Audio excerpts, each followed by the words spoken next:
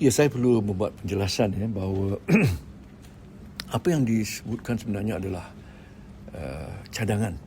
Cadangan pelarasan kepada perbelanjaan mengurus OE itu ya.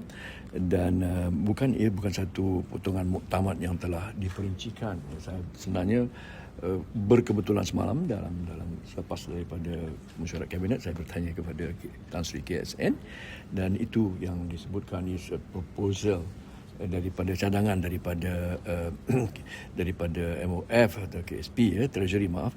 Jadi yang perlu saya sebutkan apapun saya memberi jaminan bahawa perkhidmatan kesihatan asas rawatan pesakit, penjagaan kecemasan, all our core essential services termasuk emergency services dan bekalan-bekalan ubat-ubatan termasuklah our medical devices semua ini akan kita jamin tidak akan ada pengurangan khasnya kerana ia adalah satu yang kita telah rancang dalam Belanjawan 2026.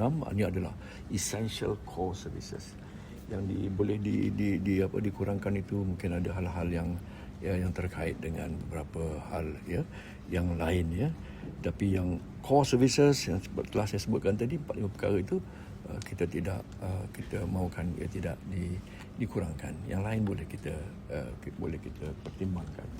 Sebab itu cadangan dan mereka mahu kementerian dan menteri membuat jawab balas kepada cadangan. Adakah penonton itu dikurangkan tadi sebab KKM ini adalah antara teras yang banyak dapat pajak selain daripada KPM kan?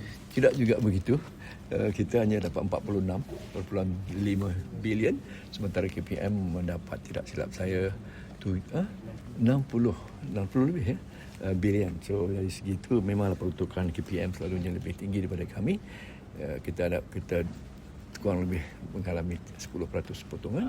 Tapi tak apa, kita akan masih lagi kita rundingkan supaya hal yang terkait dengan services perkhidmatan core itu takkan kita mahukan ia dikekalkan begitu. Antara yang menurut MOF lah tadi statement, antara langkah penjabatan adalah reducing pengisian jawatan.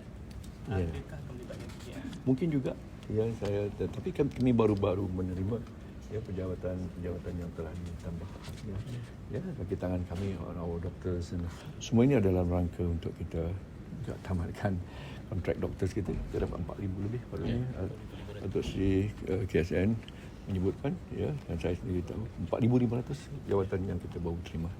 Jadi insyaAllah tidak juga terjejas kami dalam konteks itu.